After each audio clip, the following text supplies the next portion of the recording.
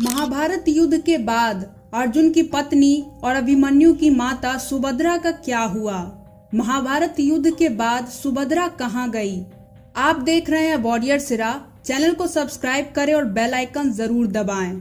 भगवान श्री कृष्ण और बलराम की बहन अर्जुन की पत्नी और वीर अभिमन्यु की माता सुभद्रा, जिसने महाभारत के युद्ध में एक महत्वपूर्ण भूमिका निभाई थी।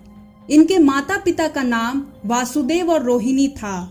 वासुदेव और देवकी की 8वीं संतान भगवान श्री कृष्ण के जन्म होते ही वासुदेव उन्हें रात्रि के समय गोकुल में अपने भाई नंद को सौंप आए थे। वो बदले में नंद की नवजात पुत्री को ले आए थे ताकि कंस को ये भ्रम हो सके कि उनकी 8वीं संतान एक कन्या है। बाद में कंस द्वारा कन्या के वध का प्रयास करने पर कन्या योग माया के रूप में प्रकट होकर अंतर ध्यान हो गई और बाद में सुभद्रा के नाम से जाने लगी। महाभारत में ये तो आप जानते ही होंगे कि बलराम द्वारा दुर्योधन को सुभद्रा के दूल्हे के रूप में उसकी सहमति के बिना चुने और अर्जुन की भावनाओं के प्रति उसके पारंपरिक संबंध के बारे में बताया गया है। जब सुभद्रा को पता चला कि उनका विवाह दुर्योधन से होगा, ऐसे में भगवान श्री कृष्ण के कहने पर अर्जुन सुभद्रा के साथ वहां से भाग जाते हैं।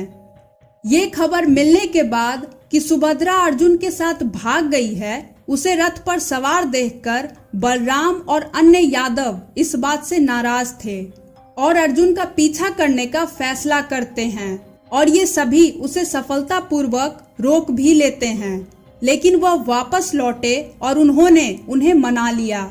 अंत में बलराम सहमत होते हैं और द्वारका में अर्जुन के साथ सुभद्रा का विवाह होता है। उसके बाद उन्हें प्राप्ति होती है वीर अभिमन्यु की। लेकिन सवाल ये उठता है कि आखिर महाभारत के युद्ध के बाद सुभद्रा का क्या हुआ? वीर अभिमन्यु तो वीर गति को प्राप्त हुए, साथ ही अर्जुन कुछ वर्षों के बाद ही स्वर्ग के लिए प्रस्थान कर गए। तो आखिर उसके बाद हुआ तो हुआ क्या? दरअसल वीर अभिमन्यु के पुत्र परीक्षित के सिंहासन पर बैठने के बाद सभी स्वर्ग के लिए प्रस्थान करने लगे। स्वर्ग के प्रस्थान का समय नजदीक था। युधिष्ठिर ने दोनों राज्य हस्तिनापुर को अपने पोतों को शासित करने के लिए दे दिया।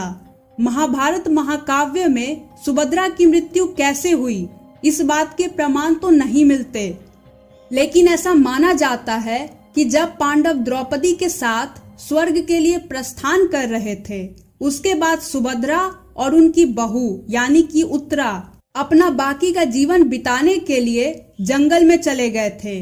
वहीं जब उन्होंने सुना कि भगवान श्री कृष्ण ने अपना देह त्याग दिया है और यादवों का भी विनाश हो चुका है, उसके बाद सुभद्रा ने भी अपना देह त्याग दिया था। इस पर आपकी क्या राय है? कमेंट में जरूर बताएं।